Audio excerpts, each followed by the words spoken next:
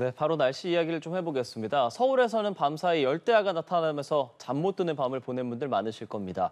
117년 기상관측 사상 가장 빠른 열대야로 기록이 됐습니다. 그리고 조금 전 전해드렸던 장맛비 소식까지 함께 짚어보겠습니다. 김동혁 기상전문 기자 나와 계십니다. 안녕하십니까? 네. 예, 우선 더위 얘기를 좀 해보죠. 밤에 더워서 못 잔 분들 좀 많이 계실 것 같습니다. 보니까 서울에서 역대 가장 빠른 열대야가 나타났다고요? 예, 우리가 서울이 1907년에 기상 관측을 시작하게 됐는데요. 예. 오늘이 지금 가장 빠른 밤더위를 기록하게 되면서 117년 기상 관측 사상 밤더위가 이제 일찍 찾아왔다라고 보시면 되겠고 6월 열대야가 굉장히 이례적인 현상입니다. 그래서 우리가 보통 6월 달에는 낮에는 이제 일사가 강하게 내리쬐니까 이제 불볕더위가 있게 되는데 사실 이제 밤과 아침에는 기온이 좀 크게 떨어지면서 일교차가 큰 그런 초여름 더위가 보통의 어떤 6월 그렇죠. 기상 현상입니다. 다만 이렇게 6월 달에 열대가 좀 나타났다는 것 자체가 밤사이 열기가 좀 많이 빠져나가지 못했다는 것이고요. 어허. 특히 이제 올해뿐만이 아니라 작년 그리고 2022년에도 6월 열대가 기록이 됐습니다. 2022년 6월 26일에 서울에서 열대가 관측이 됐는데 예. 역대 이제 처음으로 6월 열대가 관측된 그 그런 당시에가, 해가 그렇군요. 그렇습니다. 그래서 2022년이고 그 당시에도 굉장히 이례적이라고 말씀을 드렸는데 바로 다음 해인 2023년에 6월 28일에 열대야가 나타나면서 어허. 2년 연속 기록이 됐고 지금 오늘 그러니까 사실 어젯밤입니다. 그래서 지금 이번 열대야의 기록은 6월 21일인데요. 지난해보다 이제 일주일 빠르게 열대야가 나타났는데 결과적으로 3년 연속 이런 이례적인 6월 열대야가 서울에서 관측이 되게 됐습니다. 그래서 어쨌든 이 열대야라는 것 자체가 기온이 25도 밑으로 떨어지지 않는 그런 예. 현상입니다. 그래서 전날 오후 6시부터 그리고 다음날 아침 9시까지니까 밤 사이에 기온이 25도 밑으로 내려가지 않으면서 서울 지역에서 굉장히 지금 잠 못 드는 그런 열대야를 경험하신 분들이 많았을 것으로 보입니다. 예. 지금 시점에서 열대야가 나타난 원인은 무엇일까도 궁금합니다, 기자님.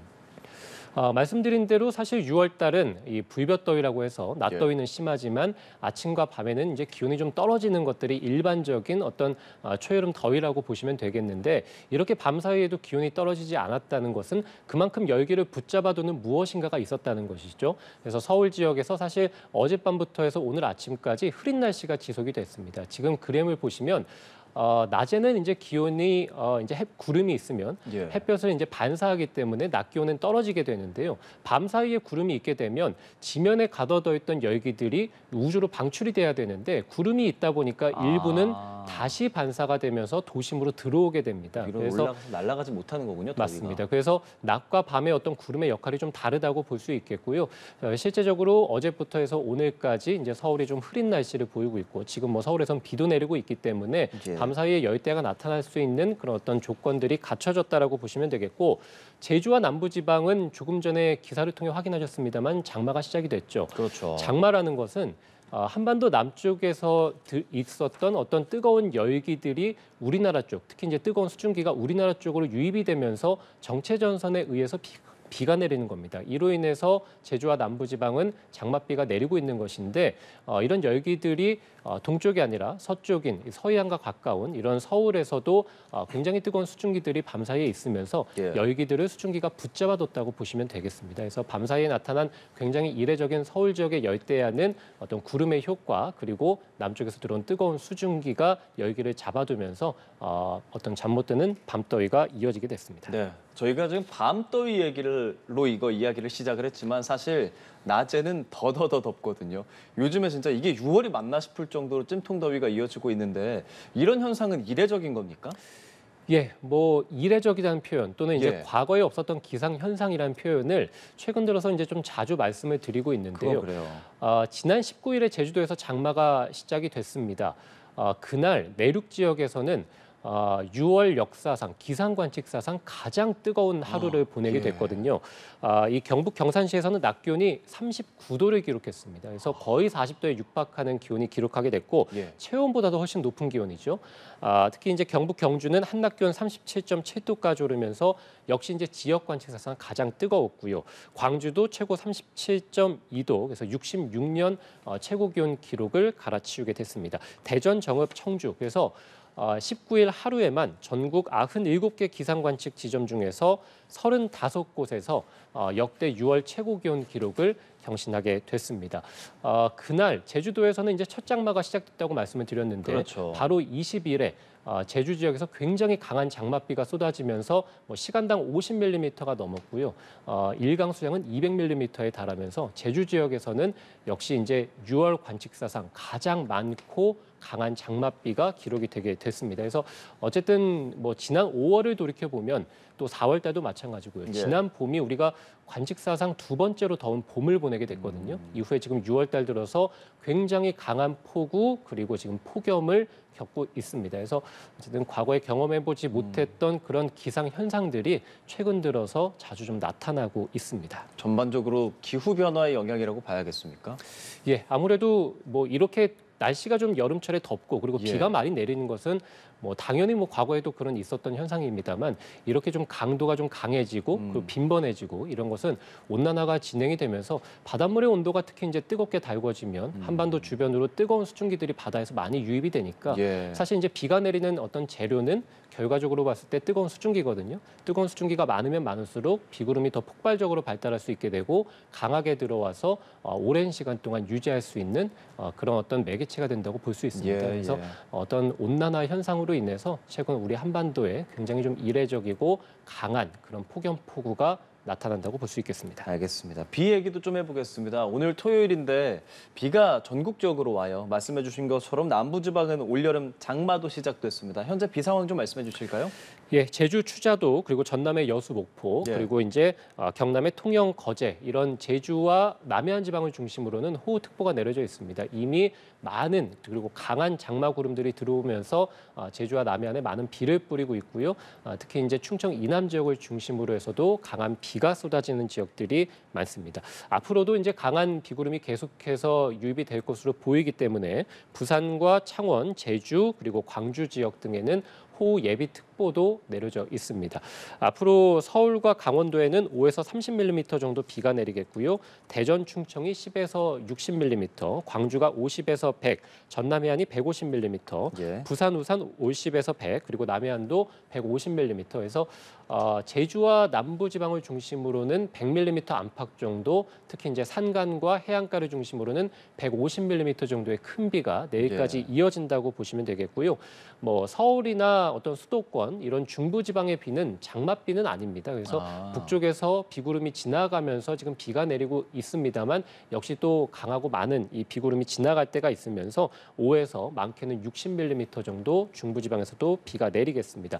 예. 특히 이제 제주와 남해안 같은 경우는 시간당 30에서 50mm의 물벼락이 떨어질 때가 있겠고요. 그밖에 전북과 경북 지역, 이 내륙 지방에서도 시간당 20에서 30mm 정도 집중 호우가 예상되기 때문에 오늘과 내일 비 피해 없도록 주의가 좀 필요하겠습니다. 예, 말씀해 주신 것처럼 진짜 비 피해가 없는 것이 가장 중요할 텐데 어떤 것들 조심해야 할지도 알려주시고 이 비 언제까지 오는지까지 함께 전해주실까요? 예, 수도권, 특히 이제 서울에 내리는 비는 오늘 오후면 대부분 그칠 것으로 보입니다만 아무래도 정체전선에 의해서 장맛비가 내리는 제주와 남부지방은 이 정체전선이 좀 물러나야 되기 때문에 내일 오후 정도까지는 비가 이어진다라고 보시면 되겠습니다.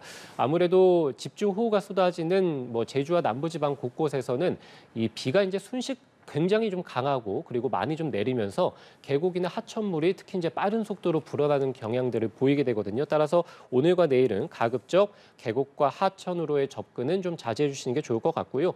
비가 내리면 도로가 좀 미끄러운 곳들이 아무래도 많겠죠. 그래서 예. 운전하실 때 차간 거리를 좀 넉넉히 유지해 주시고요.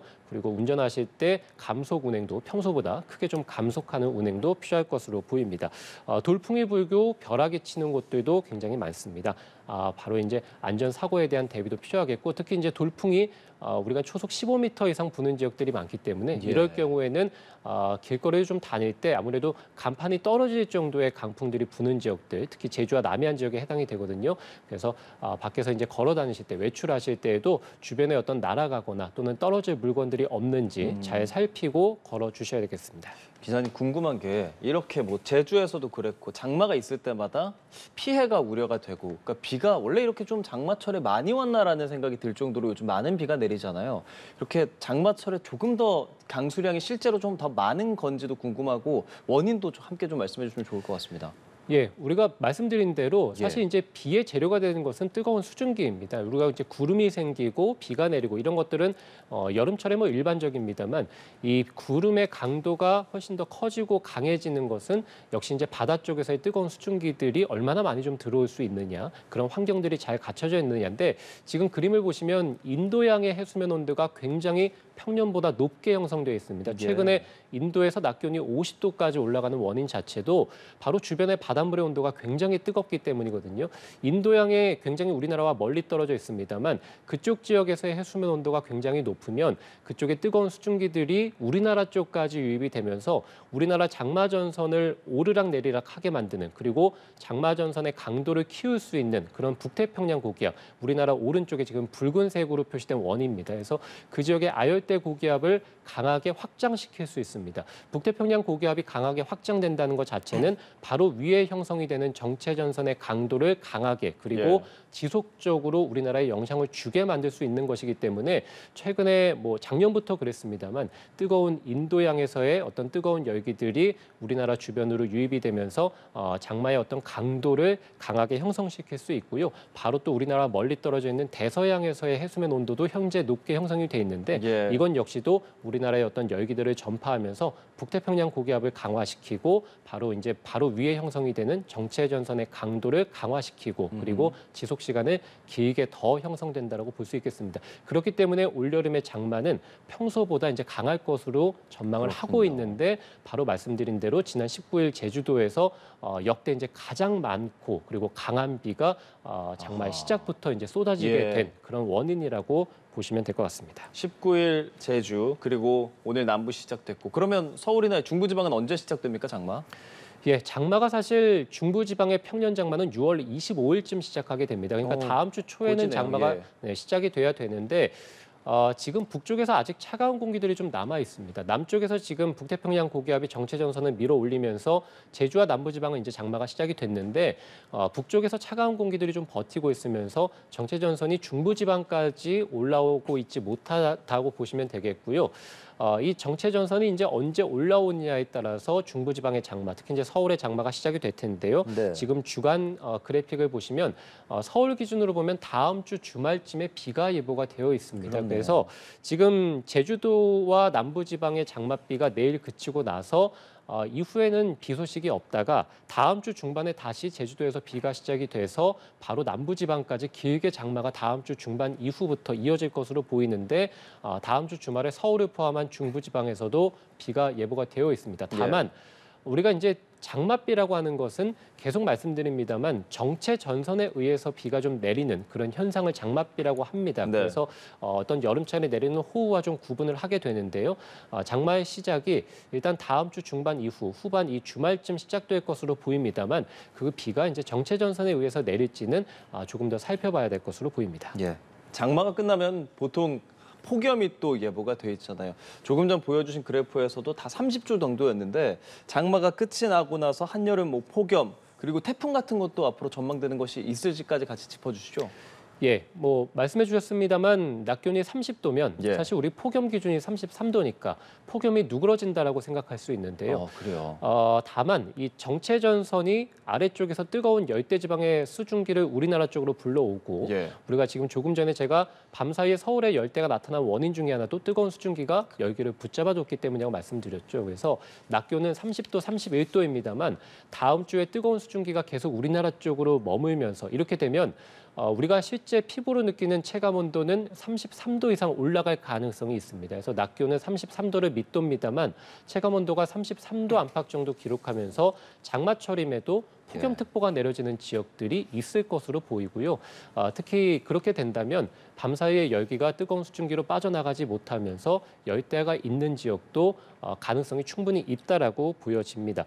그래서 앞으로 뭐 장마철이 이제 보통은 7월 하순 정도까지, 그래서 6월 하순에서 7월 하순 한 달 정도 이어지게 되는데 사실 한 달 내내 비가 오진 않거든요. 비가 예. 오는 기간은 뭐 짧게는 닷새 정도, 많게는 뭐 15일 보름 정도밖에 되지는 않습니다.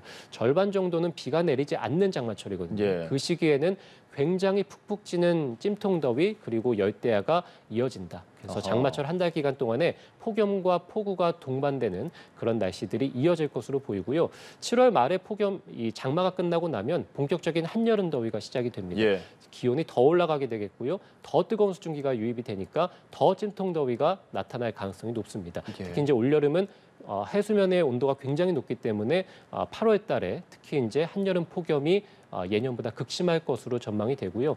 8월 달에 이제 폭염과 함께 나타나는 것이 바로 태풍이라고 볼 수 있는데 그렇죠. 올여름에는 태풍의 개수보다는 강도 그리고 진로에 좀 유의할 필요가 있겠습니다. 계속해서 이어졌던 엘니뇨가 끝나고 라니냐 현상이 지금 여름철, 가을철에 이제 이어질 것으로 전망이 되는데 라니냐 시기에는 태풍의 진로라든지 강도가 좀 특이한 현상을 보일 때가 많았습니다. 그래서 주로 이제 중국의 남부, 그래서 동중국해라든지 또는 필리핀해 쪽에서, 그러니까 우리나라와 가까운 쪽에서 필리핀해 쪽에서 태풍이 발생할 가능성이 높기 때문에 네. 이럴 경우에는 굉장히 짧은 단시간 내에 우리나라 쪽으로 태풍이 들어오겠죠.